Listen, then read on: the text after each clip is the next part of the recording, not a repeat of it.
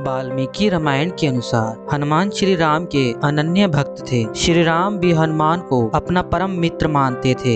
हनुमान के हृदय में श्री राम का वास था, जिसका प्रमाण उन्होंने अपनी छाती को चीर कर दिखाया। श्री राम अपने भक्तों की हर मुसीबतों को दूर करते थे, लेकिन श्री राम से भी बढ़कर है उनका नाम, जो बड़ी से बड़ी मुसीबतों को दूर करता था। आइए इस वीडियो के जरिए जानते हैं ये कैसे संभव है। अपने जीवन में आई मुसीबतों को दूर करने के लिए इस वीडियो को अंत तक जरूर देखें। रामायण में कथा के अनुसार एक बार सुमेरु पर्वत पर ऋषि मुनियों की एक सभा हुई। सभा में कई देशों के ऋषि मुनि और राजा उपस्थित हुए। वहीं कैवर्त देश के राजा शकुंत भी सभा में शामिल होने के लिए जाने लगे। रास्ते में उन्हें नारद मुनि मिले। नारद जी ने शकुंत से सभा में जाने का कारण पूछा। शकुंत ने कहा कि इस सभा में सभी महान ऋषियों का आगमन होगा, जिनका आशीर्वाद मिलेगा। नारद जी ने कहा, ऋषि का आशीर्वाद तो अवश्य लेना चाहिए, तुम अवश्य उस सभा में जाओ। किंतु क्या देव ऋषि? शकुंत ने नारद से पूछा। नारद जी ने कहा, जिस सभा में तुम जा रहे हो उसमें सभी को प्रणाम करना,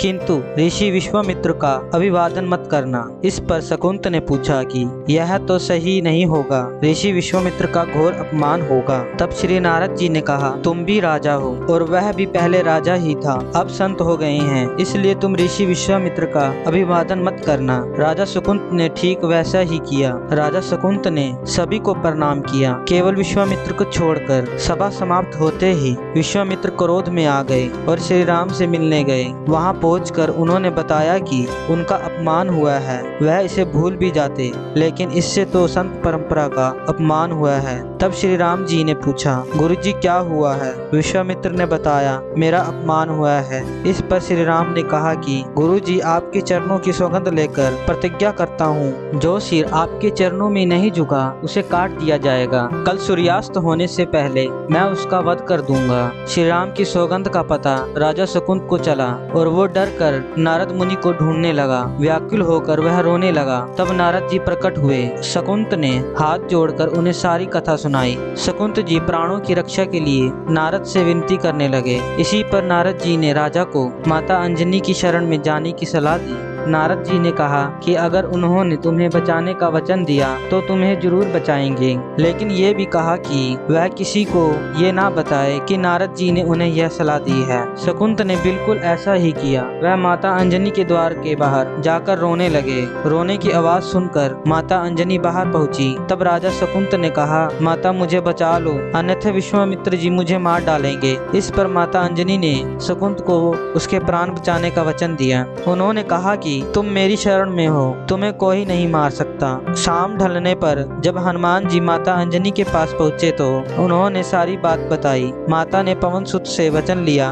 तब श्री हनुमान जी ने श्री राम के चरणों की सौगंध लेकर कहा कि वह शकुंत के प्राणों की रक्षा करेंगे। माता ने राजा को बुलाया। हनुमान जी ने पूछा, कौन तुम्हें मारना चाहता है? तब शकुंत ने उन्हें बताया कि श्री राम उन्हें मार डालेंगे। इतना सुनते ही माता अंजनी हैरान हो गई। उन्होंने कहा कि तुमने तो विश्वामित्र का नाम लिया था। तब राजा ने कहा कि नहीं, वह तो मरवा डालना चाहते हैं, लेकिन मारने की प्रतिज्ञा तो राम ने ही ली है। हनुमान ने राजा शकुंत को उनकी राजधानी में छोड़ा और श्री राम के दरबार में पहुँचे। वहां पहुंचकर उन्होंने श्री राम से पूछा कि वह कहाँ जा रहे हैं। तब मर्यादा पुरुषोत्तम ने बताया कि वह राजा शकुंत का वध करने जा रहे हैं। तब हनुमान जी ने कहा, प्रभु उसे मत मारिए। तब श्री राम ने कहा कि वह अपने गुरु की प्रतिज्ञा ले चुके हैं, अब पीछे नहीं हट सकते। प्रभु, मैंने उसके प्राणों की रक्षा के लिए अपने इष्ट देव यानी आपकी सौगंध ली है। इस पर श्री राम जी कहते हैं कि ठीक है, तुम अपना वचन निभाओ, मैं तो उसे मारूंगा।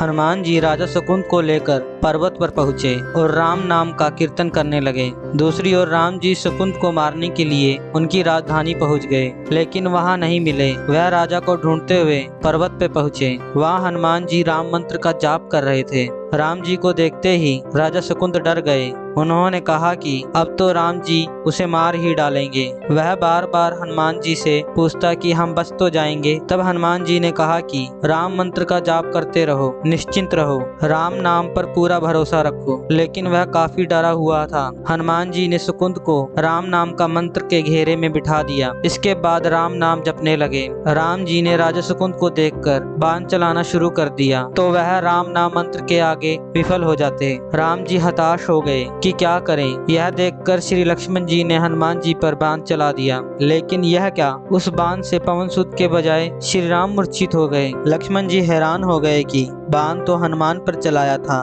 तो राम जी कैसे मूर्छित हो गए। तब उन्होंने देखा कि पवन सुत के हृदय में तो श्री राम बसते हैं। राम जी जैसे ही होश में आए वह हनुमान की ओर दौड़े। उन्होंने देखा कि हनुमान जी की छाती से रक्त बह रहा है। श्री राम जी बार बार उनकी छाती पर हाथ रखते और आंखें बंद कर लेते। ये देख हनुमान जी ने सुकुंद को पीछे से निकाला और अपनी गोद में बिठा लिया। तभी राम ने फिर से हनुमान के माथे पर हाथ फेरा, लेकिन इस बार वह हनुमान जी की जगह राजा सुकुंद थे। राम जी मुस्कुराए और हनुमान जी बोल उठे, हे नाथ, अब तो आपने इनके सिर पर हाथ रख दिया है। अब तो सब कुछ आपके हाथ में है, इसकी मृत्यु भी और जीवन भी। आप ही सुकुंद की जीवन की रक्षा करें। राम जी ने हनुमान जी से कहा कि जिसे तुम अपनी गोद में बिठा लो उसके सिर पर तो मुझे हाथ रखना ही पड़ेगा, लेकिन गुरु जी को क्या जवाब देंगे। तभी विश्वामित्र जी वहां आ गए। उन्होंने सुकुंद राजा से कहा, जाओ, तब प्रणाम नहीं किया तो क्या हुआ, अब कर लो।